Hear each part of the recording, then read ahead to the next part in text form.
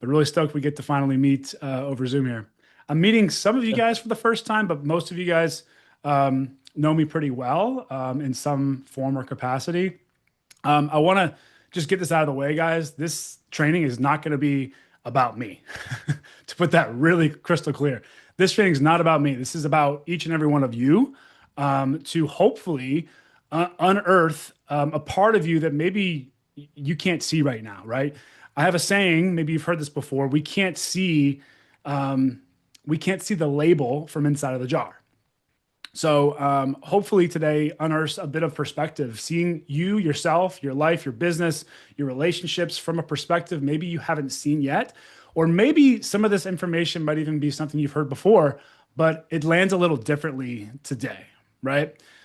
Most of all, what I want for all of you is to walk away from this, not with someone like me talking at you, but actually for you to integrate this into your life. And so I'm going to have you guys engage. I'm going to have you ask questions. I'm going to have you answer questions like not just why you show up, but some deeper layer questions. Is everyone kind of down for that tonight? Like actually ready to like kind of really play to win when it comes to showing up to this and doing a little bit more than maybe you would normally do on a regular webinar?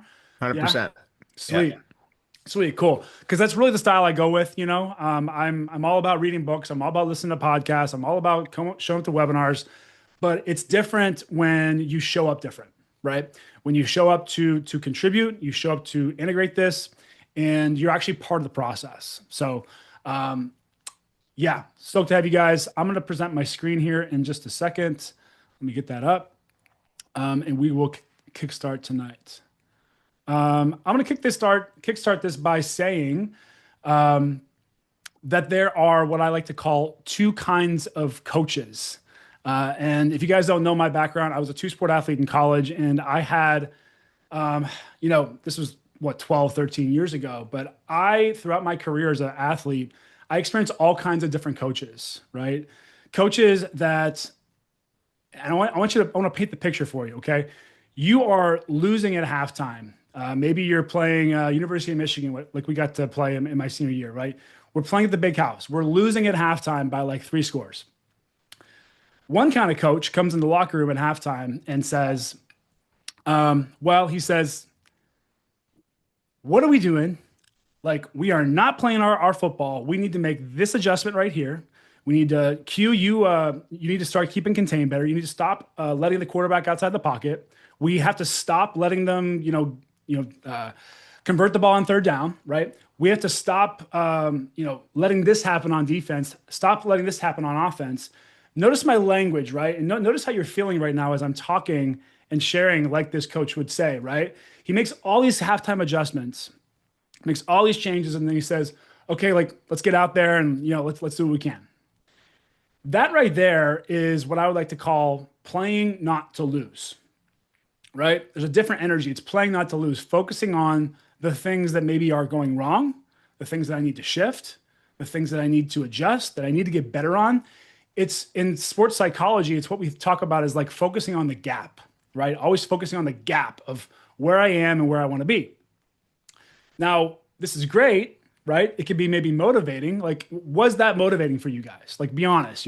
For some of us, critical feedback and being like brutally honest can be very effective. Put a 1 in the chat if that was effective for you. Me talking to you like that. Me, coming into halftime and making a bunch of changes to the game plan and adjustments and kind of getting in your face in that way. Can you drop in the chat? Like if that is something that resonates for you, drop a 1. Interesting. I'll wait. It's funny. I gave this same presentation to 10 CEOs here in San Diego that run different sports startups, and like half the room raised their hand.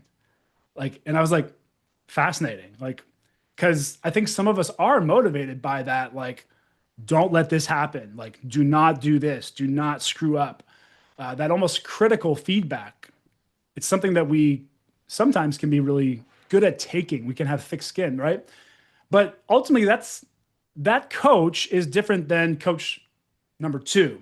And so coach number 2, he comes into halftime. We're losing at halftime. We're down by 2 scores.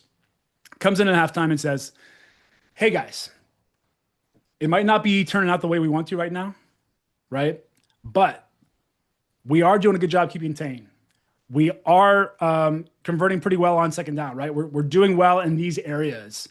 We need to make a couple of little shifts, right? We need to make this change and this change, but ultimately, we got to focus on what got us here, right? We got to focus on what makes us great as a team, as athletes, as individuals, and we got to come together, right?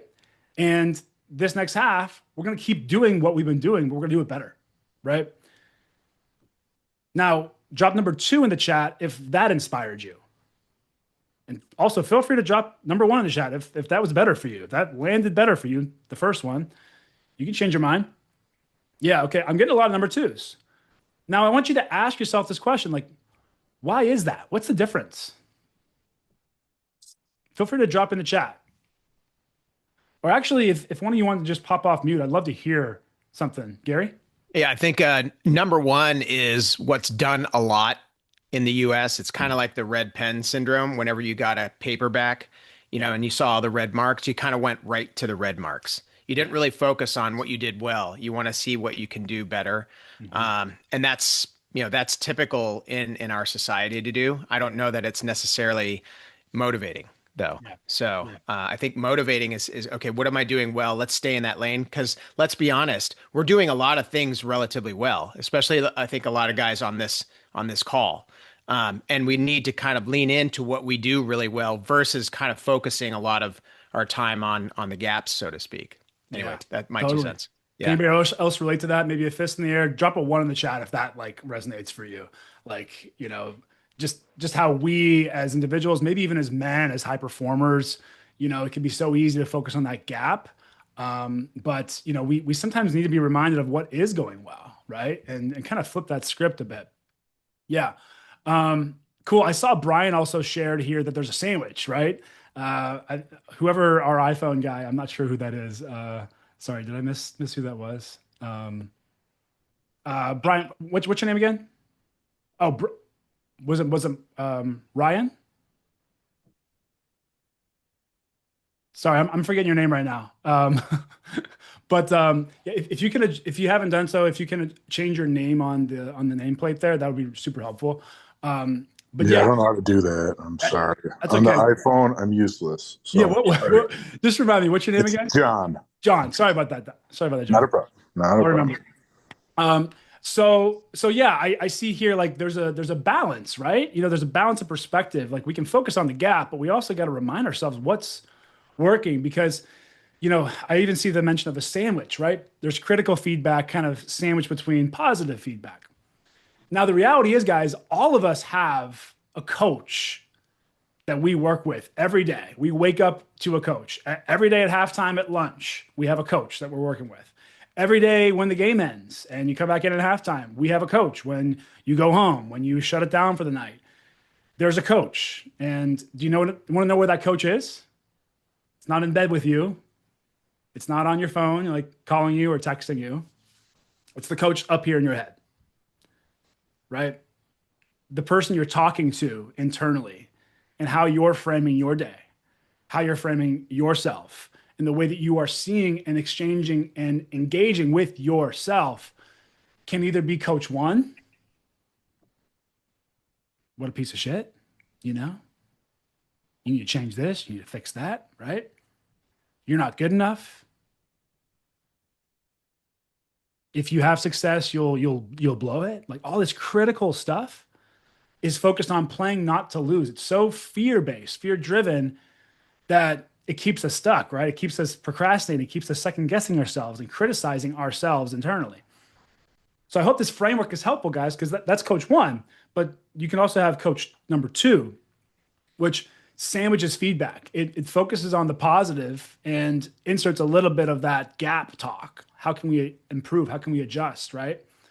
But it's focused on not how do we maintain, this game? How do we, even if we're winning the game, think about that, guys. Even if it's at halftime and you're winning the game, you're up by 2 scores. Is your coach internally telling you, I got to hold on to this? I got to hold on to this pocket of money, or I don't want to lose it? I got to hold on to this lead and play ball control? Like, is that the mentality your coach is talking to you with? Oh my God, I hope I don't lose this. That's another fear tactic, right? That keeps us stuck. That keeps us frozen in like this freeze mode, right? So all of this is fear based. Now, if I were to flip that on its head and we're winning by 2 scores at halftime, we're playing Michigan in the big house. How would I operate if I was coach two? Well, I would come in and say, guys, we might be winning, but we can't rest on our laurels. We got to focus on like improving. We got to focus on what got us here. We're not going to change the game plan much. We're going to keep pounding the rock the way that we did the first half, right? We're going to focus on what makes us great, what makes us unique, what makes us good, what makes us who we are. And that focus, guys, that's not a playing not to lose mentality. That's a playing to win. It's focusing on what you're good at. It's focusing on your strengths, focusing on what you want to happen, not what you don't want to happen. Exactly what Gary said. If I tell you right now, like, don't look at anything green, where'd all your eyes go? Right? All your eyes went there. And that's so common in our life too, right? If we're so worried about or scared of and talking about what we don't want to happen, we naturally manifest what we don't want to happen. So you can see here that there's two kinds of coaches, there's two kinds of ways to talk to ourselves internally, meaning there's two ways to relate to ourselves. And when I say relate to ourselves, I really get into the ego, which we'll talk on a little bit later. All right. Is all this making sense? High level. Anybody have any questions? Any kind of big ahas like, holy crap, this relates to me big time? Feel free to just hop off mute. I'll take like 1 or 2 shares before we really dive in. Something sticking out to you guys? Don't be shy. It's cool. I was going to mention anyone who's played sports at that highest level like you did, Q. I would imagine there's a lot of number ones as far as the coaches. The volatile coaches that get after you and so how do you balance that with motivation? I mean, you and I both played collegiate athletics, so I mean, we've gotten a lot of stuff thrown at us, and we've had those coaches over time. And honestly, there's a certain time where I think where males do respond to that, and where it is that you need to get shocked a little bit, because we're all into ourselves and so I think there's a time and place for that for sure. So, but as we kind of get older and you have those coaches in your head, then that's where I think you need to manage those two relatively well. Yeah. Good point. And I had plenty of coaches like this, like my college coach, like my position coach was very much like this. Yeah. God bless him. Right. But I think as you develop at those levels and you find new levels in your professional life, in your sports life, for instance, even in like a next transition in your career. I know KC, you're looking at making a transition here soon, right? So like things like that, when you're taking on that next step, we have to, sometimes all of a sudden we end up kind of a fish out of water in a new environment with a new coach, or maybe even no coach involved. There's no structure. Maybe you're an entrepreneur for the first time. Maybe you're in a new environment where everyone's a coach too, or I'm sorry, a coach one, And so how do you then coach yourself? How do you talk to yourself, and how do you reframe things in a way that's going to support you amidst that chaotic environment? So I think Harrison was going to say something too. I'll let you touch on that, and then we'll dive in. Yeah, I appreciate it, Q. So I never played collegiate athletics, but I'm an avid golfer, and I firmly believe that thoughts become things, and how you talk to yourself internally is reflective of how you're going to perform. And so remembering the good shots, forgetting about the bad shots, being a goldfish, and to your point, remembering how you got here, like what your strengths are. And when you go up to the tee box, really try not to think a whole lot at all, but just remembering like, one good swing thought, or one good, thought pattern in terms of like what's going to happen when you hit the ball. So, I've struggled with that before, concerns over performance that have, eventually like hindered how I actually did perform. And so I think that resonated with me, and I appreciate you bringing that up. Totally. Well, one other quick question, guys. Like, how many of you guys have heard this in a different way, or maybe you've read this? I even saw, KC dropped like, it's the gap versus the gain mentality. Like, you've heard this framed in a different way, maybe said a different way, just with different words. Who can relate to that? Yeah, put a hand up, or just put a 1 in the chat. Yeah. So I guess here's the thing, guys. Like, the real question, and one thing I want you guys to pull out of today is reflect on, well, if that's the case, if you've heard this before, if you've heard it on a podcast or read it in a book, or maybe even you preach this, maybe you teach this in your work, and you lead people. Well, what's still maybe missing from you truly integrating this into your life? Like what's missing to make this your reality, where you're only focused on, the gain. You're not constantly focused on like what can possibly improve and how we can criticize ourselves. Like what's keeping you from operating as coach two consistently, right? We're not perfect, but what's in the way of you getting consistent with that? And that's what I really want to talk about today. So I'm not going to try and give you frameworks that you've maybe heard before. I'm going to try and give you an opportunity to break through this, right? To really embody this as much as you can today and step out of this with a plan, an action step from here to really take this a step forward. Would that be beneficial for you guys to take this from like, what you hear in Audible into real life? Yeah, cool. Cool. I mean, that's what I'm all about. This is all great. We learn things or we hear things a different way, but I want you guys to not just get a shot in the arm tonight. I want you to get a massive transformation, like a true transformation. So let's look at this a little bit. Okay. Today's goals, as I mentioned, we're going to identify the ego's three hallmarks, so that you can ultimately avoid the pitfalls that I see time and time again with high performers, that we're operating from this high level, but we actually have an ego. We have to remember we have an ego. And so you'll be able to identify those three things so you can overcome them and not have to dominate your ego, but actually learn to dance with it. And we'll get into that a little bit later. The ego you might think it's something you need to like shun away or push away, or the ego's the enemy. But I'm really going to challenge that with you tonight. I want you to actually learn to dance with it. Second is I'm going to teach you a simple 6-step EQ formula. So who's heard of emotional intelligence? It's a big buzzword these days, right? Like, yeah, okay, great. But like, what actually is emotional intelligence? Like, is it being in your feelings? Is it constantly being, like an emotional rut and sharing your heart on your sleeve with everyone you meet? Is it, just leadership and being like above your emotions and just shoving it all away? Like, I think a lot of us are maybe get a little confused with how we truly integrate that. So I'm going to give a simple framework that is like a step-by-step process that you can take into every moment that I use with clients from all backgrounds. Just so you guys know, this is not an athlete oriented training. Of course, we're going to use athlete kind of language, but that's just my background. I don't only work with retired athletes. I work with a lot of guys from backgrounds in business, whether they're starting a business or growing one, right? So that's number two. And then number three is I want to help you get back on offense and really play to win and adopt that coach two mentality by really integrating this and taking this a step forward. Okay. Little agenda, a couple of things we'll cover. As I mentioned, some of the pitfalls of mental performance. We'll talk about emotional mastery 101. I have a diagram I'm going to share with you that I truly believe is like worth years of therapy.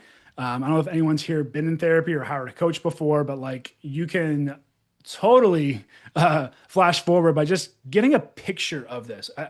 A lot of us are like visually oriented. We can hear something, but like when we see it in a video, it kind of makes more sense. Or we see it written down, it like clicks. So hopefully this diagram can support you because it's something you probably heard before, but when you see it, it might hit different. Then we'll talk about what it means to meet your edge and really meet your ego. And what the difference is between all the information we talked about today and integration. We'll have some time for a Q&A. But I also, for all the guys that stick around, and obviously if you showed up to this, I hope you want to stick around for all 90 minutes if you can make it. I'm going to give you guys access to a 30-day integration playbook. So, if you really show up to this, you can really get 30 days of true integration out of this. So this isn't just, again, a shot in the arm. This is a real transformation. Anything that's practiced for 21 to 30 days becomes your identity, essentially. So, cool. My request of you guys, open mind. If there's things maybe you've learned in the past or things you're coming in here with, maybe even preconceived notions around what emotional intelligence is, I just invite you to pour a little bit of that out tonight. You don't have to pour all of it out, but just a little bit, make a little room for something new. And that allows us to work together, to really have an incredible experience. Number two is I put $1,470 training It's because sometimes I charge like $47 or $147 for like an in-person event we run. And I always ask guys, like, what if you added a zero to how much you paid for this? You know, like if you paid 1,400 bucks to be here for these 90 minutes, would you be listening differently? Yeah, would you be on camera more often? Not knocking Gary right now. I'm sure he's got, dinner or family or something, right? Taking his attention away. But how would you show up differently if you did have that kind of investment, that kind of skin in the game, right? When we put it on our calendar, we show up to it, but when we pay for something, it's a little different, isn't it? So um, third is take notes. Have something to write with. We will have some things that I'll be asking you to write down throughout these 90 minutes. And then lastly, keep personal details here. Can we all agree to that? Just like keep things kind of confidential, anything personally related, just kind of keep that here. Yeah. Fists in the air if you guys are good with that. I like to use this as like yeah, I'm in with you. And actually throughout this, guys, if there's something I say or something that Kurt says or Brian says or Harrison says, like just give me a pound to the chest. And that says like, I feel that, like I resonate with that. That hits me to the core. I've been there. It's a great way to just like kind of be like, hell yeah, like I'm with you there, in a way that like is really conducive to Zoom. Does that make sense? So fist in the air, like I feel that. Give me one of those right now. Like I feel you there. I'm with you. Cool. All right, great. Sweet. Let's start here, guys. All right. Which one would you say you are when it comes to personal growth? When it comes to, this idea of emotional intelligence, of leadership development? Are you kind of curious or new to the game? Like you're kind of brand new. Maybe you've started reading some books or listening to some podcasts. Maybe you're into, I don't know, what's a popular one, like Huberman Lab or, Tim Ferriss is a popular one, right? Are you number one? Are you a consumer? Maybe you consume a lot, but you have yet to actually integrate it. You've been listening to this stuff or reading this stuff. You're just a sponge, but like I haven't implemented it. Or you're a true integrator and you're like, I know the power of this stuff. I've integrated this stuff before. I know what it takes, and I'm hungry to get more out of my potential. Okay, let me check the chat now. Okay, got some pretty solid scores here. Okay, sweet, sweet. Gary's answering the door. He'll be back with us in a minute. All right, sweet. 2.5. Cool. Okay, sweet. I'm a 1, so I'm gonna have one of you guys take over the presentation. I'm just messing with you. All right, cool. This is really good perspective though. I love it. All right. Write down time. So I don't want this to feel like school, but like this is how we really get stuff done, right? We really have to reflect on these questions. So if you guys haven't noticed already, I'm gonna try and like ask you questions. It's a power of a coach. Gary here is an executive coach as well. The power of a question, the power of giving you an opportunity to see things in a different way. So the first question I have for you today is, why are you actually here? I know you mentioned it earlier, like, maybe supporting me, even some of you guys mentioned like, I want to support Q. I find that there's usually a deeper reason. Like, there's something about this or something maybe about what I talk about that just resonates a little bit. So more particularly, I want to know, what are some of the challenges you're currently facing, you're walking in with, personally or professionally? Maybe it's stress. Some of the guys earlier mentioned balance and how to prioritize things. They run like 3 businesses and they have kids. Maybe it's procrastination. Maybe you've had like a big thing you wanted to do and you've avoided it, for better or for worse. Maybe it's dating. Maybe it's like I avoid the emotional stuff around dating or in my marriage or in my relationship. So what are your challenges? And be extensive with this.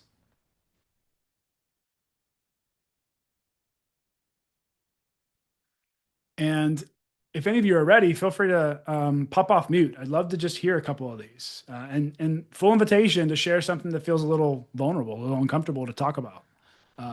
Everything's staying here after all, this will be recorded and all the personal details will be cut out, by the way. So nothing will be shared with people that aren't here right now. Gary? Yeah, I can. So one of the things I think we all kind of struggle with this a bit, and this is what a lot of my clients come in with is just how to best allocate my time at this point and energy. I always like to say I'm a protector of time and energy with my clients.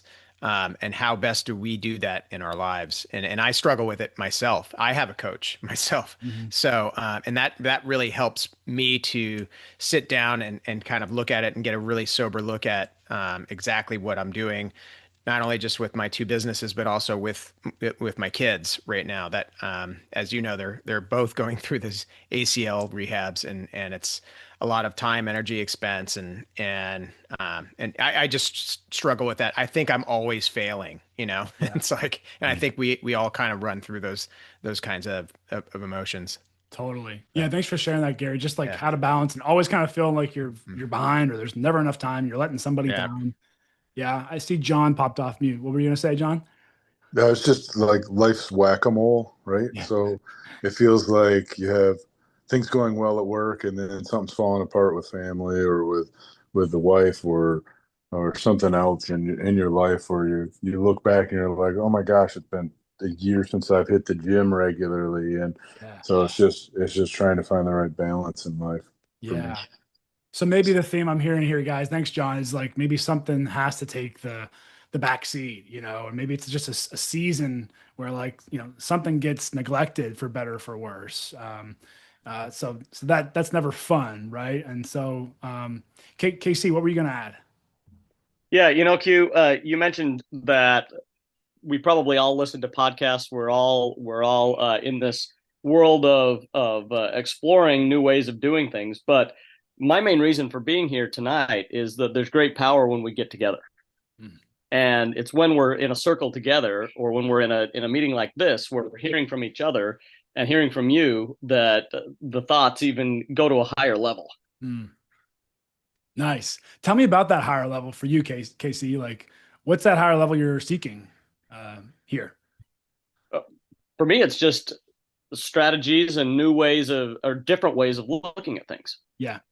I can certainly sit and ruminate on a problem or ruminate on an issue or how I'm going to attack something, but when there's others in the room and we're all sharing with each other, the power is greater, Yeah. Yeah. and my thoughts go even in places they wouldn't go on their own. Places they wouldn't go on their own. Yeah. Got it. Now, I want each of you, if you can relate to that, put a fist in the air. Like there's maybe something you can learn here that you just wouldn't have learned on your own. You wouldn't have seen it. You wouldn't have felt it because there's just different energy in the room. There's other perspectives, other lived experience. And we'll get to more of this, right?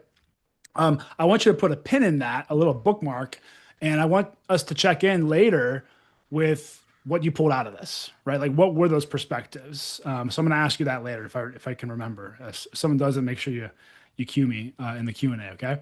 Because I want to hear like practically, like what does that mean? Like what will that mean for you when we walk away from this? Okay. All right, sweet.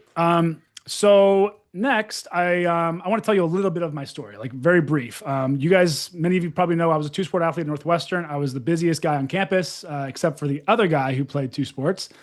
He was with me for a year. He played football and baseball as well. Man, coming out of college, I was a Gator Bowl champion. I had gotten drafted out of high school for baseball. I got my master's in sports management. I don't say these things to like talk myself up. In fact, I say these things to say you can have all the success in the world and not feel confident and not really know who you are at the end of the day, right? Not walk into any room and like feel good about yourself, right? Maybe you guys can relate to this. Maybe you walk into a boardroom or walk into a bar and you start eyeing people up, like, so like kind of like, could I, is that guy better looking than me? Could I take that guy in a fight? Like, do I have what it takes to impress these people in this board meeting? And so there's always questions that even me as a high performer stepped into my first career, my new relationships, my next transition, my next life. I was feeling so confused. Like I was dating a girl that at the time was cheating on me, and I just kind of let it slide. So I had all these like professional kind of like on the surface things taken care of, but deeper down, I didn't have the skills to know what it meant to stand up for myself, to stop avoiding these uncomfortable conversations, maybe with my relationship. I I didn't feel confident in corporate environments. I didn't feel confident with like stepping up in front of these, CEOs and CMOs at big restaurant chains and like talk to them. I used to work at Grubhub in the tech space. And so I'd be selling these, big restaurant chains on our services and our technology, much like Harrison does. And I mean, like, I felt like a fish out of water, I could speak to my team, but could I speak to these people that were wearing a suit and tie? And it was just different. And so, all that to say, in many ways, I was kind of playing not to lose in this next career. I had wanted to start a business. I had told countless people for years in my 6-year corporate career that I would start a business, that I knew it was going to be, and I was going to do this, and I was going to do that. I was going to partner with these brands. But 6 years passed up, and I never started the business, did I? Right. So I had this like business plan paralysis where I was saying one thing, but I was doing another. I was staying in my job, staying comfortable. And I never thought I'd be that guy. Like I'd be the first to tell you that I would be like an entrepreneur, like the first year out of college, but I just didn't have the guts to do it. I didn't have the know-how. I didn't have the people around me. I didn't have the mentors. No one was there to support me. And I've spent years thinking that someone would come and save me. Honestly, I was waiting for someone to drop like, a magic bucket of like thousands, hundreds of thousands of dollars, to like fund my initiative. But I never had the chutzpah to go out and like seek the funding, put my neck out there and say, I'll put my life on the line for this. Is anybody relating to this? Or am I just kind of talking to crickets right now? Yeah. Okay. I mean, maybe 100%. in some way. Yeah. We all can in some way. And that's the reason I share this story, guys, is, I about 6 years ago when I started my business, I realized that I was playing not to lose. And I shifted that mindset into, okay, I realized I was playing and operating out of fear of what could happen, fear of what people would think, fear of loss, of failure. I had this perfect record after all. I had this facade of like, master student, Gator Bowl champion, two-sport athlete, but I didn't have that like confidence in the real world. So, that led me to starting the business. And thankfully, over many years now, I've become, official provider for the Pro Football Hall of Fame. I'm a board member of a local nonprofit here called Beyond Concussion. We focus on like brain health for retired players. But I more so focus on like the mindset around retirement, the mindset around transitions in corporate spaces, right? And I'm also a mentor for the Concussion Legacy Foundation. And my company here is at the bottom, world class. That's what you're here for. I do coaching, speaking. I have courses. At the end of this training, you'll get a one-sheeter, like a resource for you to take this and actually implement it. That's a document I use in my coaching, document I use in my group programs, in my men's groups, and the retreats that we have. We have one coming up in October. I'll even just show you a few pictures. This is an event that we had here in Encinitas, California, just San Diego, a few weeks ago. This was early August. Guys doing everything from cold plunging to a really tough workout led by my buddy Bryce, who Kurt really knows really well. The next event we run actually is going to be, we're going to be kicking back the proceeds to Movember, who Harrison's deeply involved with. So raising funds for men's mental health. But these events, this mission is all built around helping high performing men level up in all arenas of life. So this is the retreat center we have set up for our retreat coming up in October. But I say all of these things, guys, going back to my story. The reason I say these things is because through that journey, I realized that there are three main blockers of high performance, right? Three main blockers. And they're right here, okay? One is I'm stuck. I feel stuck. I don't know where to go. I don't know what to do. I just feel stuck in my career. I don't know what is next. So if you find yourself saying I'm stuck, or I feel like I have these invisible barriers holding me back, that's number one. A good example would be old client of mine. He's now commenting on a major Big Ten network commentator. His name's Jake Butt. He was a Mackey Award winner in college. He played at the Big House every Wolverine. Yeah, Wolverine. Yeah. But Jake came to me like in transition, trying to figure out what his next thing was, because he had kind of flopped in the NFL, in his words, and he was like, "What is next? I need someone to just tell me what to do. I need someone to get me unstuck. I need a coach. I need a something. Just tell me what to do, Q." And I was like, "Jake, I'm not going to tell you what to do. Sorry, I'm not going to tell you what to do. That's what everyone in your life so far has told you what to do. Your dad, your coaches, your family. There's been a playbook really clear on what to do and how to do it.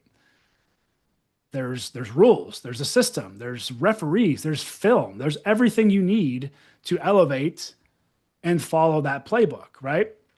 But the real world does not work that way, right? Can you guys agree with that? Like the world does not work with a playbook, right? It's not quite so cut and dry. And ultimately, we have to come up with our own decisions, our own clarity, our own action, even when it feels scary. So, Jake, right now you're not feeling stuck, you're feeling scared because you haven't been in an environment like this before. You haven't been stuck in a long time, right?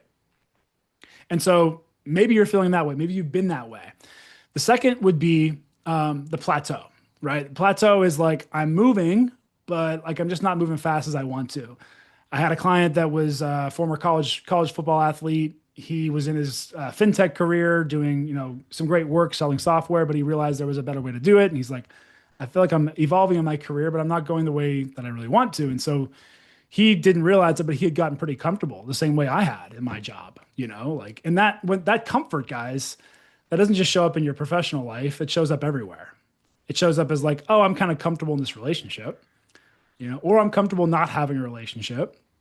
That was his case. I'm very comfortable just kind of focusing on work and being in this stage of life. Ultimately, but like when he really asked himself, he wanted something far greater than that. He wanted to start his own company. He wanted to move to South Carolina. He wanted to have a girlfriend and get married. He wanted all this success to actually mean something at the end of the day, to fuel a family, to fuel a life together, right? But he wasn't doing those things. He was staying complacent. So a third example might be, and sorry, maybe you guys can relate to that one as well. But the third would be like the self-doubt spiral. Maybe you really want something, and you're not just avoiding it or just kind of being complacent, but you're actually questioning your capabilities. You're wondering, if I launch that thing, if I walk up to that girl, or if I walk up to whoever it is, I'm questioning myself. I'm questioning, can I follow through? Am I going to be okay? And am I going to get rejected? I had a client like this. Her name was actually Karin. She was HR executive at a really big company. And she was questioning herself if she could go start a business. She had like a 40-year career, and she was questioning herself if she could go and do something next. And I'm like, where's this coming from?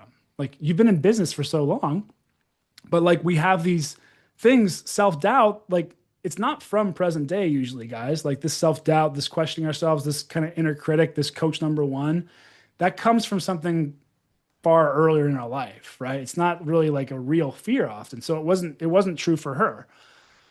But that's where she was. That's what she felt. So which one of these sticks out to you guys? Type of 1, 2, or 3, or it could be all 3 of them. I've been there too. I've been in all 3. We have seasons, right? Drop that in the chat. And I can just offer up while you guys are doing that. Or I would say all of my clients have number 1.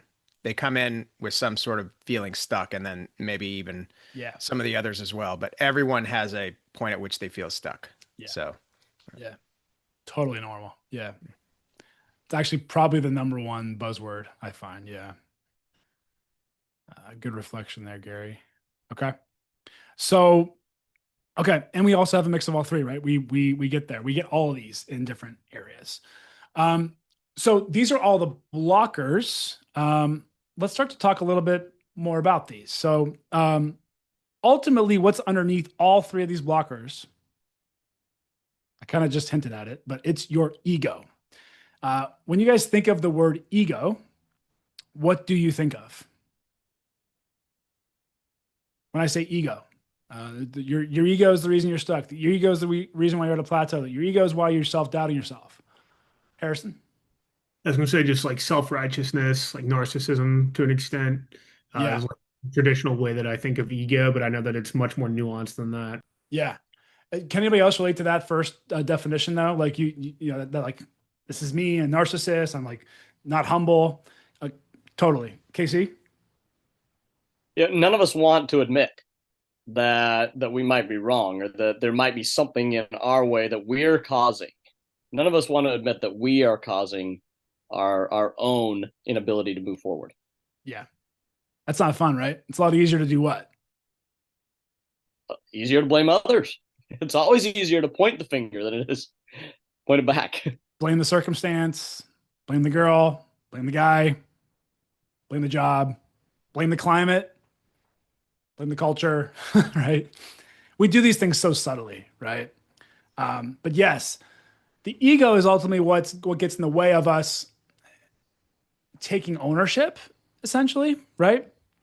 And so the ego does take two forms, guys. I think, but it all comes down to one kind of central component. But before I go into that, it takes two faces. The ego will take two faces. It is not just the popular culture definition of ego, which is like, I'm better than you. I'm more popular. I'm this narcissist. I'm not humble. I'm pounding my chest. That is one version of your ego. But the other expression of your ego is actually that I'm less than you. It's that like I'm not good enough. That I need to compare myself to you because I question myself. So it's not just that I'm better than you. It's also that I might be worse than you. So I'm comparing myself to everyone I see in a room. And what does that have us do? It has us doubt ourselves, has us question ourselves, it has us stay complacent. It has our ego show up in these interesting ways that just keep us a little frozen or not really achieving our potential. But the ego, the main determinant of your ego is, again, it can have two shapes. I'm better than you or I'm worse than you. But it's all based on the central idea that from a spiritual perspective, energetically, I'm separate from you. So it's based on the idea of separation, that like we are all kind of fighting our own battle, that we all need to isolate. I want you to think of cancer cells, actually. Cancer cells, that's how cancer develops. It's because there's a cell in the body that believes that it's different, that it's better or that it's worse. And what does it do? Out of fear, it will start to build on top of itself. It'll start to put up a form of protective barrier around itself. It'll build a cocoon, not meant for transformation, but for isolation. And it'll just constantly build and build and build. That's how cancer works. It's also how we tend to work as men, right? If our ego gets too involved, we won't talk about things, what we're dealing with. We will isolate. We will put up the barriers. We will put on the armor and pretend everything's okay, right? We will just operate in our silos. Who's relating to this? It's based on the idea of separation, that I need to separate, that I'm spiritually separate, and essentially that I'm not loved. That I'm not loved as I am. That I need to achieve in order to have love. That I need to do something to have love. That I need to prove myself to have love.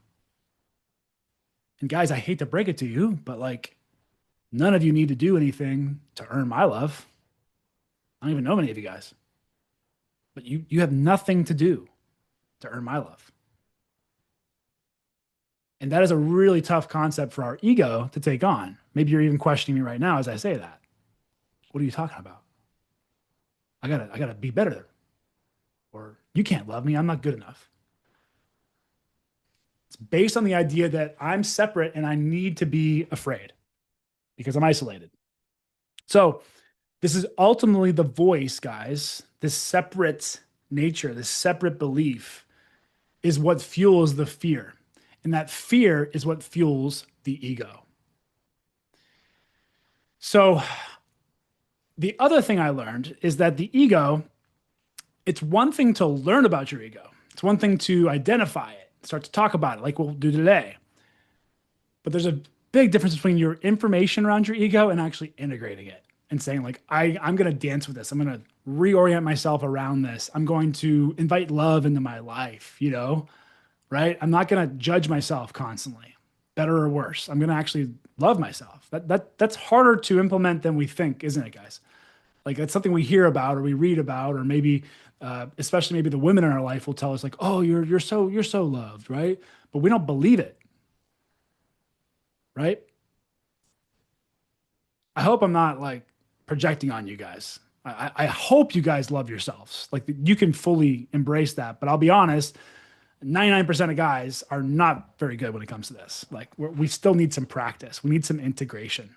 Okay. Ultimately, this is all about, guys, playing to win, playing not to lose. It's all about your relationship with your ego, which is why we're going to focus on it. We're going to talk about how you don't have to eliminate it. It's not something you have to like get rid of or dominate or kill. There's even books or influencers that will say like your ego is bullshit. Like forget about your ego. I would say Alex Hormozy would probably be one of those guys. I'd say probably David Goggins would be one of those guys. Great for what they are, but not very healthy from a mental perspective, if I'm honest, right? So let's dance with it. Let's learn to dance with it today. To do that, I'm going to give you guys this 6-step principle. This is a 6-step formula I mentioned earlier. This is called the man up formula. It's basically the human formula, though. This applies to every human. It's just we as men don't like to look at the whole part of this this coin. So I'm going to walk you through this coin. It has masculine and feminine qualities, you see? It has a masculine side where we take ownership for what we do. We have discipline around accountability, something you'll walk away with today. You'll have new actions, like taking action. That's a masculine quality. But then the feminine would be like the qualities of slowing down, like moving slow and not always acting. Maybe it's feeling and not always having so much discipline and like, compartmentalization in our mind. Maybe it's feeling more. And the feminine would also say, I'm going to have more faith. I'm going to trust something bigger than myself. I don't always have to control things. I don't always have to put up the armor. I can let the armor go a little bit, right? But it takes faith to do that. You don't just do that blindly, but it does take a muscle to release the grip. It just takes just as much muscle to squeeze as it does to release. So if there's one thing I can maybe paint for you guys here today is that we as men, we exist as masculine and feminine. We are that. It's like the same thing with this water glass. This would not exist if it didn't both have water and a glass. The water is the feminine. As Gary takes a sip, the water is the feminine and the glass is the masculine. The glass is the structure. It's what makes us, masculine in our essence. It's the action, it's the discipline, it's the guardrails, it's the box to the sandbox. But the feminine is the flow, it's the chaos, it's the play, it's the slowing, it's the feeling, it's the color, right? It's the water of this experience. It's the sand to the sandbox. And you can't really have one without the other, because if you had just water and no glass, you would have a puddle, right? If you had just a glass and no water, you'd be parched all the time. Cool. So this is really about integrating our masculine and feminine sides. What here, by the way, before I move on, is like sticking out to you guys? Think of this as a cycle, as qualities, as values of what it means to be a man. Does this resonate for you, or is it like Q's talking a bunch of BS? Like this is not stuff I resonate with.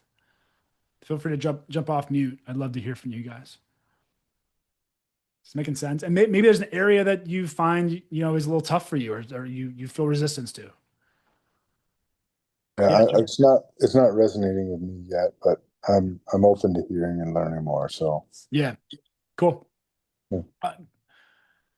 Can I ask what isn't resonating? Like, is there one thing that really no? John? I guess the whole masculine and feminine side of and why that adds anything to the way that we balance our life or live our life, and I'm just not connecting. Yeah. The masculine and feminine side of these things is adding Cool. value to the conversation, I guess. Totally. That makes sense. So there's not like a real world application to this yet. Yeah. Yeah. Okay. I was just going to add, John, you're not alone in this. Okay. Many folks have a tough time understanding how they interact with each other. And secondly, that they're even there. So I don't want to steal your thunder there, Q. No, it's cool. It's cool. Yeah, you're right. You're on the money, John. Like this is like Chinese to a lot of us, right? It's like no, this is something that maybe my wife would say, or something that just doesn't make sense. It doesn't calculate, right? What I want to do is give you an example. Okay. So I want you to maybe we'll use an example of well, John, was there like a specific pain point or struggle that you mentioned or wrote down earlier that would be worth talking about right now? Um, no, I guess not. I mean, I talked about balance, right? Yeah. Yeah. And and so right now, right now I'm just like in a spot like my kids are all like just moving out of the house. My wife and I are doing great. I'm getting back into the gym, feeling good, and the business is doing okay, but it's not thriving the way that it should be. Hmm. So I guess that's where I'm sitting right now. Yeah. Yeah. Um, Totally. but I'm looking at this and like my faith is stronger than ever, and my faith is definitely more of a masculine trait in my mind, Mm. and that's my Christian faith, right? Hmm. And so to me, I look at that, and it's on the feminine side, and I'm wondering how you view faith as feminine versus masculine. Yeah. Yeah. So maybe that's what's got me stuck a little bit Maybe more they hang up. Yeah, detail. totally. Good. Yeah, thanks for mentioning that. Faith here, you can put a religious, connotation to it. I personally do, but faith here is as like a muscle. So I want everyone here to squeeze your fist right now, like squeeze it right now, squeeze it, squeeze it. This is an active thing to do, and I want you to relax it, release that, letting go, that surrender, that's trust, that takes faith, that requires your faith to do. And we as men, it can be very easy to really grip, right? That, maybe not just us men. I would say women do this too. We try to control things. We try to take so much ownership over things. So we find ourselves on this side of the coin, when what we really sometimes need to do is have more of what you have, John, like, which is that faith, right? We need to let go of control. We need to trust something higher than ourselves. Of course, we're an active participant, right? We have free will, but we're not in control the way we think we are sometimes. So it sounds like you have some balance here, which is really great. But I hope that gives a little bit of context. It's not from a religious standpoint; it's from an energetic standpoint, from a value standpoint. Gotcha. Thank you. Yeah, helpful. Yep. Cool. And then I do have some other trainings that go into more detail around this. We do work with this in the groups I run and the trainings I run. But for the purpose of today, I want to talk about what happens when these values turn dark. When we actually find something called the ego within this. Now, these are the ways that your ego can pop up. It's the extreme versions of these values, these masculine and feminine values. So I want you guys to kind of look at this diagram, and I'm going to ask you to write down which ones of these really stick out to you. Where do you find yourself? Because these are the ways that you're finding yourself stuck. These are the ways you're finding yourself at a plateau, potentially, or content. Maybe it's where you're finding yourself in the self-doubt spiral, right? Questioning your abilities. These are the 6 hallmarks of your ego, all of our ego. So, for instance, John, let's take that as an example.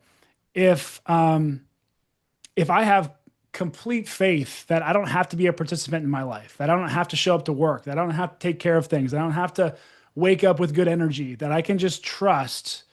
Like this is what we find a lot in the new age community or the spiritual community is like, I'm just going to manifest things. I'm just going to visualize it. It's going to come into existence. Like that's not faith. That's passivity.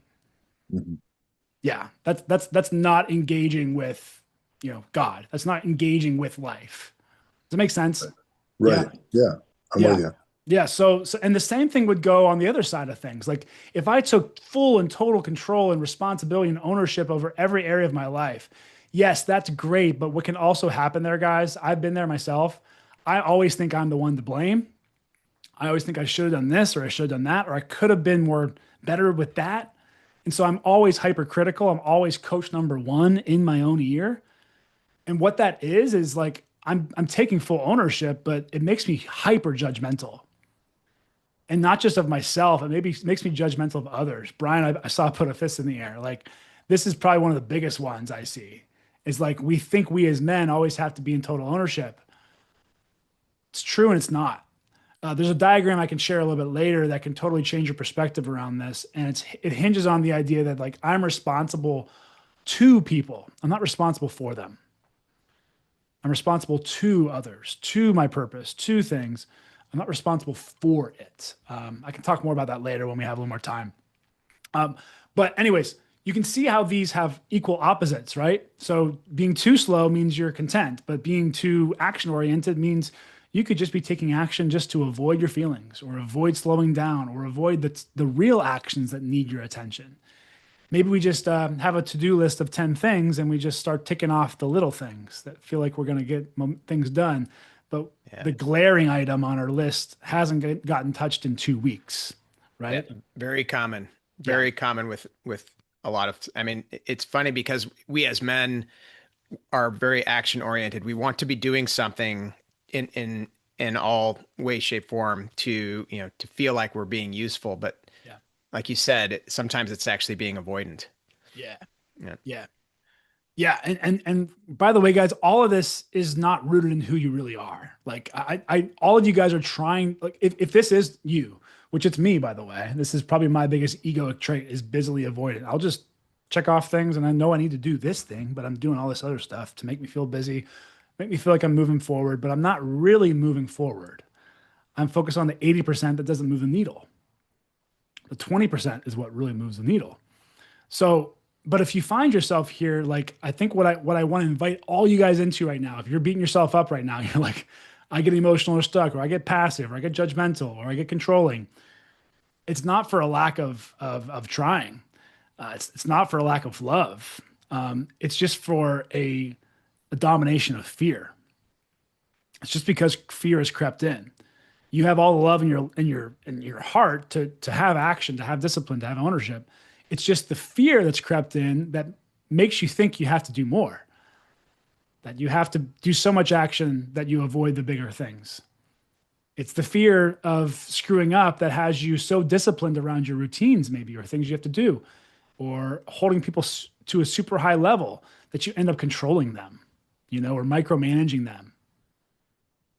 Okay, so I'm just giving a few examples here, guys. What sticks out to you? Drop that in the chat. I'd love to see what that is for you, because I'm a little bit of each of these depending on the morning or the time of the year, I won't say time of month because we as men don't go through monthly cycles. We go through daily cycles. You actually might find that you fall into a certain ego pattern at a certain time of the day as your testosterone levels rise and fall, cortisol levels shift. Gary's more the expert on this stuff with the hormonal stuff, the peptide stuff.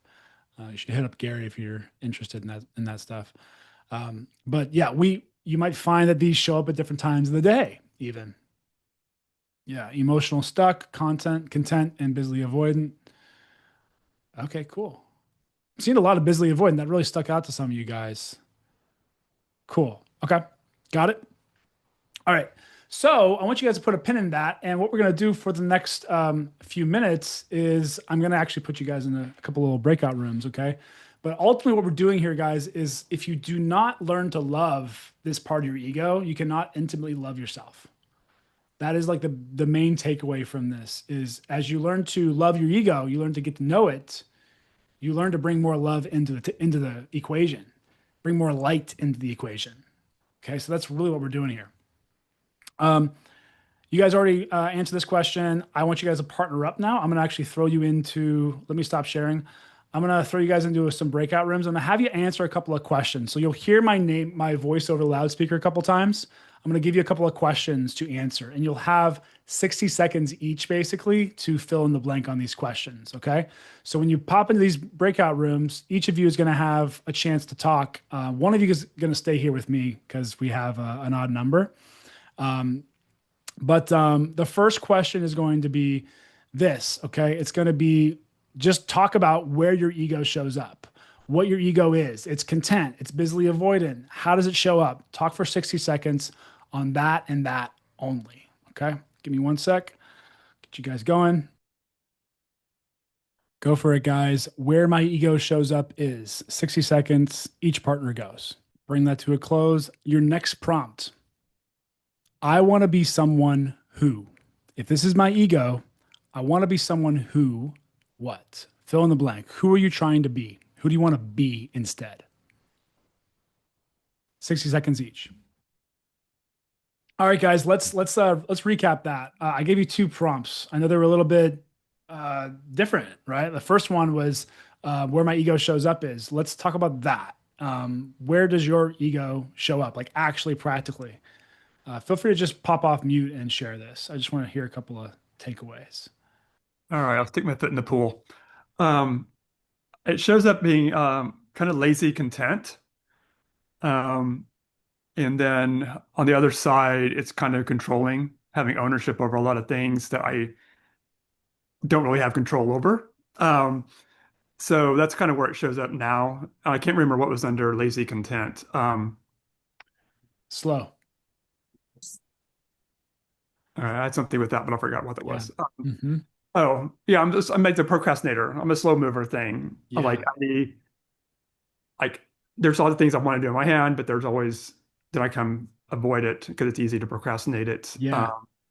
Out of fear or whatever. Just And like my partner John, it's like I realize like when you do that speech, you're like I'm really have played not to lose and then taught to play not to lose my entire life. yeah. For my entire family, no, don't be risk adverse. You know, you worked at the same Mm-hmm. company for 30 years.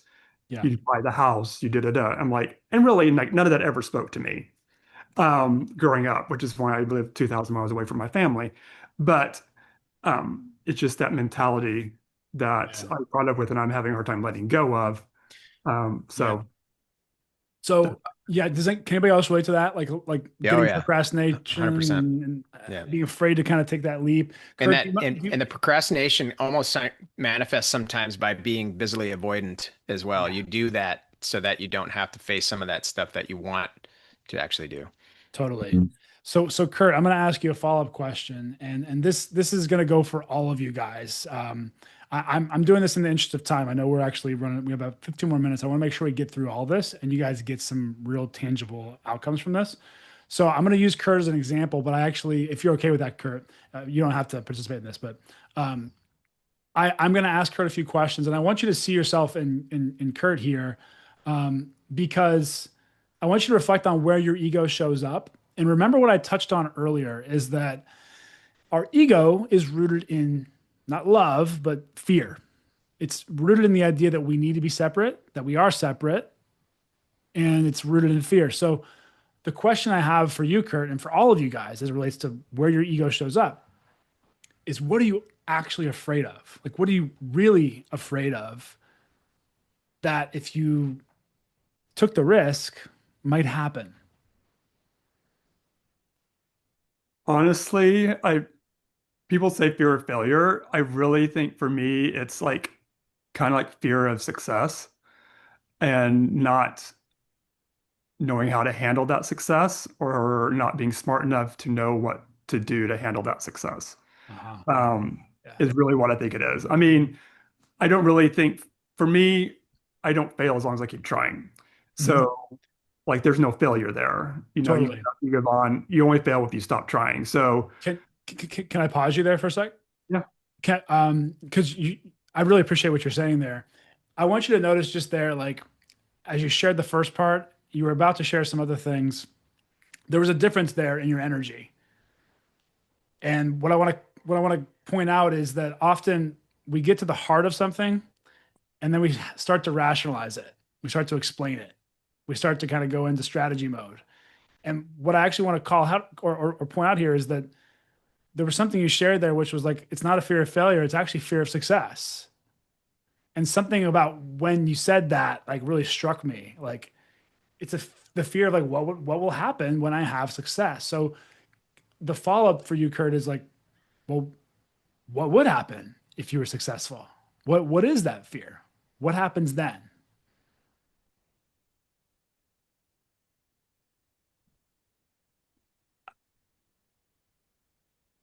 I don't honestly, I don't know if I would I had to define what would be success for me, right? Yeah. So um, I guess I'm looking like big time success, like an Mhm. onslaught of like 100 clients and blah blah Yep. blah. Yeah. Go there. Um, Go there. I mean, honestly, I would in my mind, I would double down and I'd figure it out. You know, Logically, I you would would, reach right? out to people who have had this success or are running those businesses that have that kind of demand and implement the systems I needed to handle that. Whether that would be putting them in groups versus individuals or what I Mhm. would figure it out Yeah. as has been my, I guess, how I kind of have defined myself as like resilient. Mhm. I had some But major hiccups. yeah, is that the real fear? Like, is it having too much, having too many clients, and then what happens? I guess the real fear is not is what happens. Like, can I handle it? Am I smart enough to handle it? Smart enough to Run handle the it. technology to run this. Yeah. I don't have an entrepreneurial background. I'm like, I Yeah. don't. Who do I reach out to, ask questions? Right. Who can I trust? Yeah. To help me So, out. so, so I'm starting to hear some different things now. Is anybody else kind of catching on to this? Like what we're really afraid of is usually just a couple of questions deeper, right? So like I don't know if I'll be smart enough. I don't know if I'll who I can trust with that success, who I can put in those places to take over certain things. Those are two things I heard. What else would be the worst case that would happen? What's the worst that would happen? Um, the worst that could happen is like, I'm not able to serve those clients in the manner in which I feel responsible to provide that service I promised And then what happens? What does them. that mean? What does that mean if that happens? Um, that means, in a way, like I failed them on my promise. My Which integrity means which is, means what about you? Yeah. it kind of goes back to like what it says about me is like I'm just not smart enough to do what I said I'm smart enough. I thought I was. Which says what about you? What does that make you? Like what's the meaning you're giving that? I mean, what pops to mind is like failure. Um, but I don't know. I mean, Hmm. that's what pops into my head. Yeah. So where in your life have you felt like you've failed? Um, I guess maybe I've lost 3 jobs. I like been laid off, for other reasons, let go for, any number of reasons. So that kind of brings up the failure in me. I think I feel like I have, in a way, failed my parents and being single my entire life, Mhm. not giving them what they wanted for me or thought they, probably wished for me. They never said that, but it's a story that I feel that they wished a different life for me. Mhm. So there's some failure there. Yeah. Um, which is, avoidance of, my mom's gone, so she'll never like know that. My dad has Alzheimer's, so like it doesn't really matter. Yeah. He won't remember. Um, you know, and so not, I mean, there's personal and professional Yeah. reasons that I embrace or feel like I've failed. Hmm. Yeah. So Yeah. So things from the past that you and I mentioned this in our brief kind of exchange earlier that like some of this it's from the past. It's so far from the past and based on current circumstances with your parents, like they don't even like hold weight anymore because it's really just you now, right? It's you and your perspective and your sense of success and sense of failure.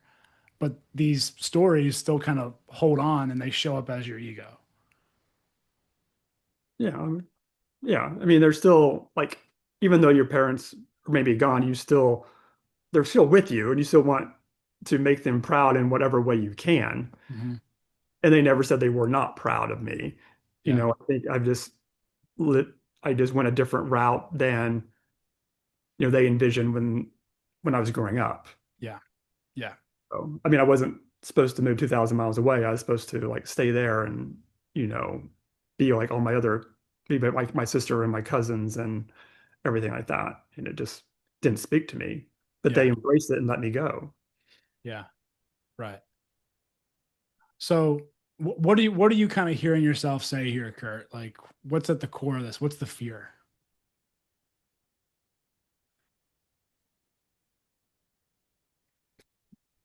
Maybe that's what I'm here to find out. I don't know.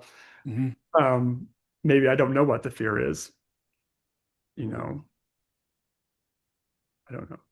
I Yeah. mean, you can't tell me, but I'm open to like Ideas. bring like Yeah. Yeah. reflection Yeah. on this. Um, Well, so in the interest of time, I would love to do that with you, and there's an opportunity to do that a little bit later. We will have an opportunity for that, so don't worry about that. But I wanted to just use this as an opportunity, as maybe an example for all of you guys that like there is a fear for all of us that gets in the way, that has our ego show up, right? And I really, yeah, thank you, Brian, for saying that. Really appreciate Kurt you opening up and you talking through this with me and being put on the spot.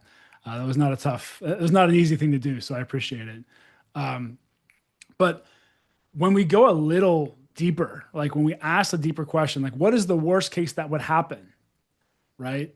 We often get a pretty revealing answer if we ask enough questions, if we go layers deep enough. And we start to find sometimes the root of a deeper fear, of a past fear, of something from our past that formed our ego a long time ago. If you guys don't know this already, your ego and your personality really get formed, especially in your early age. You could call it trauma. You could just call it just life experience. We have things that happen. We have things that shape our viewpoints, our perspectives, the way we live, the way we see the world. And they shape our identity. They shape our ego. They're all rooted in fear, most of them, right? But they shape how we see the world, how we see ourselves, and how we relate to ourselves. I'm a failure, or I'm not smart enough. These are all rooted in fear-based things through our ego. And they keep us stuck, they keep us at a plateau. So awareness is one thing, guys. This is great. Yes, awareness is the first piece. And each of you, I invite you, if you haven't already been doing this, reflect on what are you really afraid of? Like, if I really did stop being busily avoidant and tackle the thing that really needed to get done, what would happen? What could happen? Right?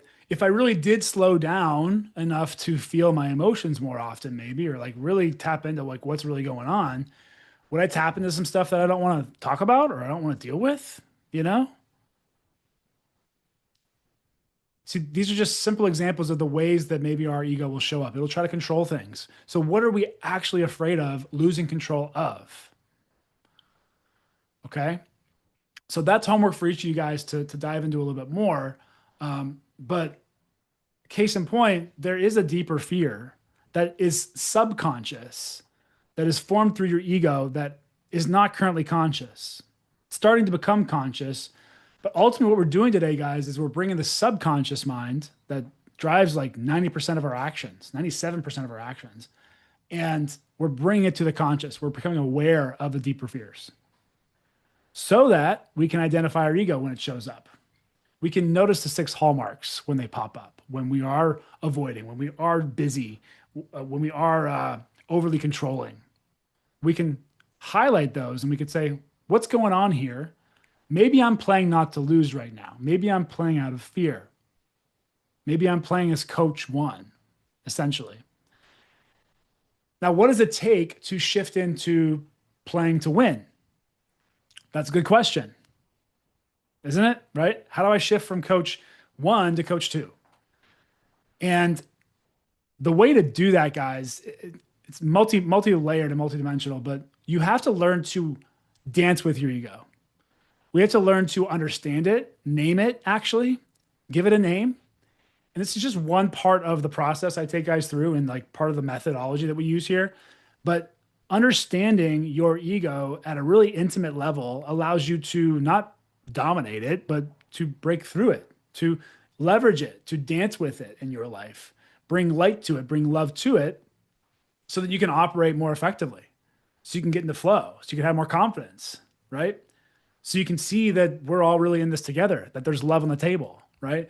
You can start surrounding yourself with the right people, the right mentors, the right groups of men, like you're here doing, right? You can start integrating what you're learning. You can start taking action on things, not just busily avoiding, but like taking action on the right things, So this is what happens, but it comes from identifying your ego, starting to really dance with it and notice it when it pops up.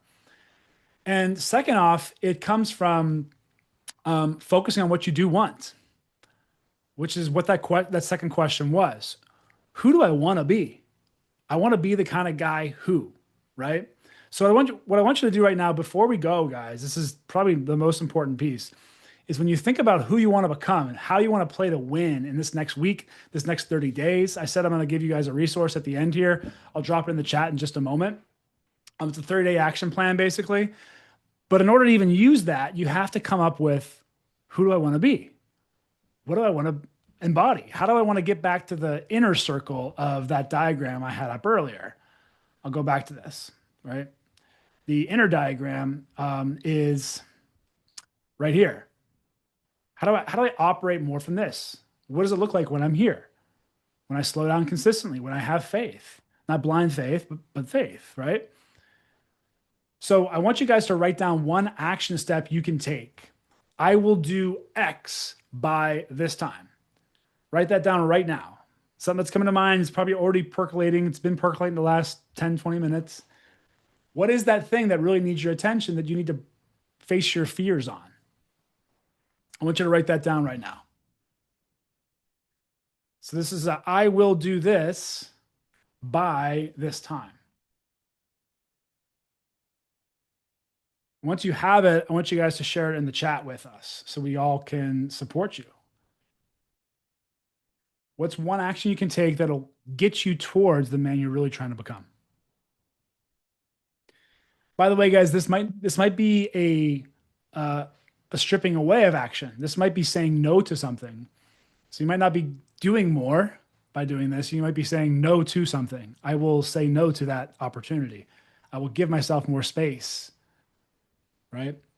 So this works both ways. It doesn't have to be more action. It could be saying no to action or renegotiating. Had a meeting with Gary today. I renegotiated. I said, not today, Gary, sorry. I hated to do that, but sometimes you have to renegotiate with people and say, no, all good, brother. All not good. today. Yeah, that happens. Okay. So drop that action item in here. I will be more active in sales, leadership, and training. Yeah. Yeah. Let's get specific like this. I love this. I will eat the frog by blocking out 1 hour from 8 a.m. to 9 a.m. each day. I like that. Yeah. Got it. So Gary, choosing a priority business between the two. Awesome. Yeah. Cool. I love that.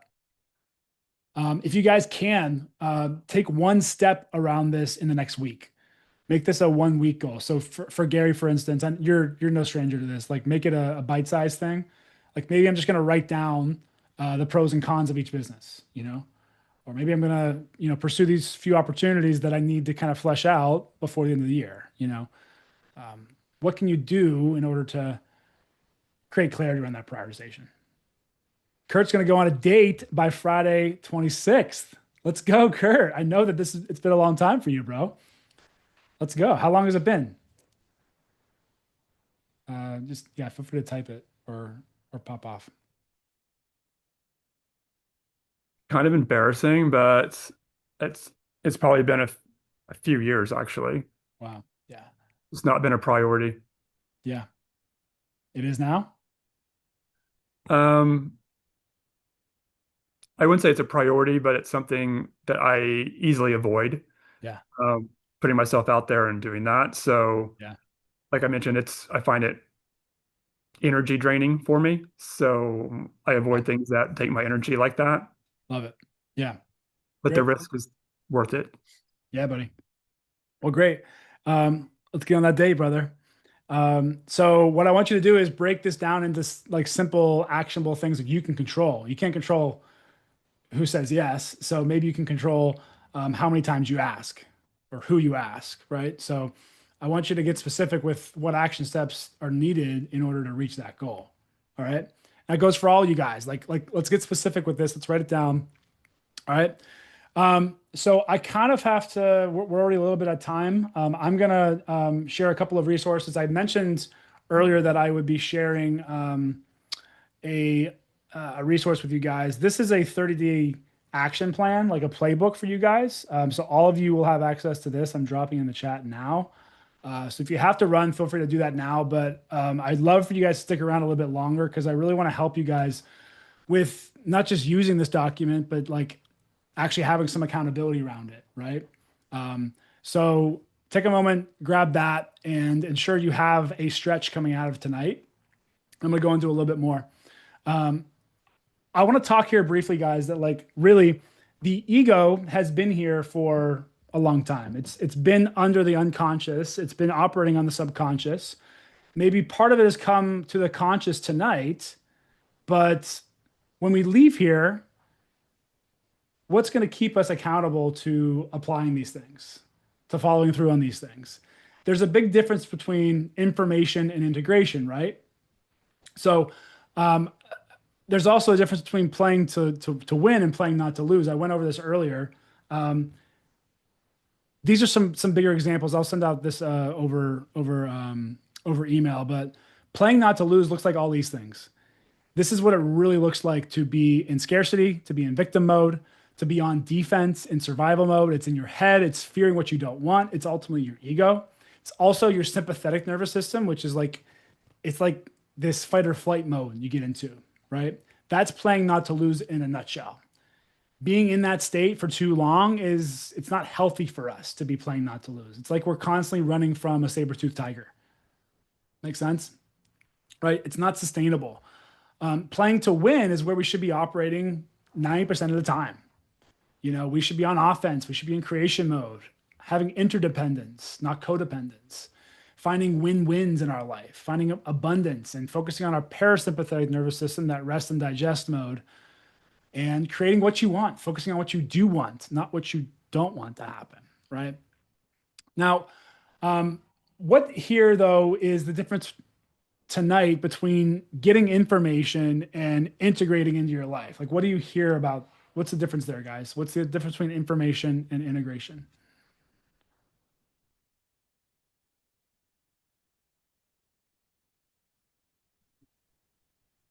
I would say having a plan to actually deploy this. If you're just gathering information, you're listening, you're absorbing it, but you're not doing anything actionable with it. Whereas integration, in my mind, would be more of a specific plan to use this in your day-to-day life. Mm-hmm. Yeah, totally. Anybody else feel that? Yeah, like just a specific plan, actionable. Yeah. Okay. I was going to say, and having sort of a framework to keep you accountable, like you were talking about before, Mm-hmm. Q, where you have someone who's, and this is, and it's someone or it's a community. I know someone else had talked about, having the value of a community around it that holds you accountable, but not only just holds you accountable, but supports you. If there's a resource that they can provide, there's, some sort of a lever that you can pull with the community as well. So, and I know that's something that you try to espouse quite a bit, Q, which I think is invaluable. Totally. Yeah, community and someone you can lean on and have those levers. Yeah. Yeah. Yeah. That's like true integration. It's like being part of a team, in Yeah. the sports analogy. It's like actually being part of something bigger than yourself. Like you're not just reliable to yourself, but you're reliable to everyone. And we're in this together. Like, Yeah. okay. And knowing that other people are going through the same thing you're going through too. I mean, like you're saying, like you get isolated, you think you're the only one who's going through all this crap. But when Kurt was talking before, so many things were coming up with me as well. I mean, Kurt, we're with you. Like we feel these things too. So I appreciate you having the stones to bring it up here. Yeah. So Yeah, big time, man. And that is part of integration, right? It's like having these people and people around you to run, to share this with, to reflect with, to have different perspectives outlined, because we all saw ourselves in your story there, Kurt.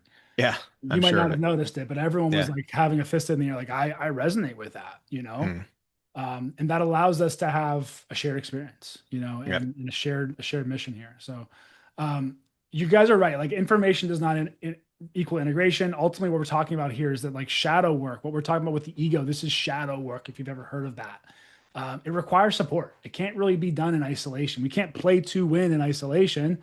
That's playing not to lose. Ultimately, it's playing safe, right? Because it confronts what you've been avoiding. So this is a picture of a men's group. I used to run this men's group every month. We would do this. Now we meet every 2 weeks here in Carlsbad. But we need this kind of community, whether it's online or in person. That's why we're doing these events, Harrison and myself. Like we're doing these like community events to get people together, but also have some kind of real integration, some kind of real accountability. So here's some of the other differences, right? It's a common idea. I'll just pick out this one in the interest of time. It's a common idea that like more information, like books like Atomic Habits, like how to change your habits, how to adjust things, how to move things out of your everyday life. Like if you don't want to eat cookies anymore and stop, gaining weight, you can just throw the cookies away or put them too high on the cupboard so you never see them. Like these are things that information wise, they help. They make your habits easier to attain, your goals easier to attain. But that's just more information. That's just more strategy versus what Atomic Habits, the book, actually espouses to is it really means identity change. If you really want to change your habits, you have to shift yourself at the identity level. How do I talk to myself? Who am I? Who do I identify as? Right. And so this is the big difference between getting more information and learning more things and actually putting it into practice. So it more focuses on root cause things. This is where I spend my time is root cause, subconscious change versus like a lot of talk therapy or, more traditional forms of like self-development would focus on more information, trying to help bring these things to the surface. But then like, what do you do with it? Right? Like, how do you dance with it? How do you engage with it? And we need accountability and integration to do that.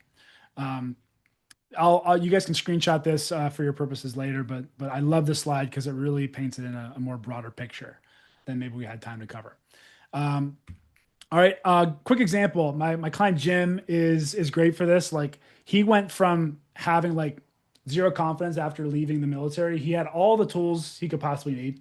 Like he's a really good example. He had therapy. He had done like men's groups before. He had actually even led a PTSD group for former military, former vets. He had read all the books, everything I would mention he had heard of, but he never found real healing. He had never really found true change in his life. And he was I think he was around age 48 and didn't feel like at home that was adding up to anything. He didn't have the respect of his wife. His wife like questioned every decision he would make, whether it was like the right thing to do or not. I don't know if anybody can relate to that. Like people questioning you or like not trusting you to lead.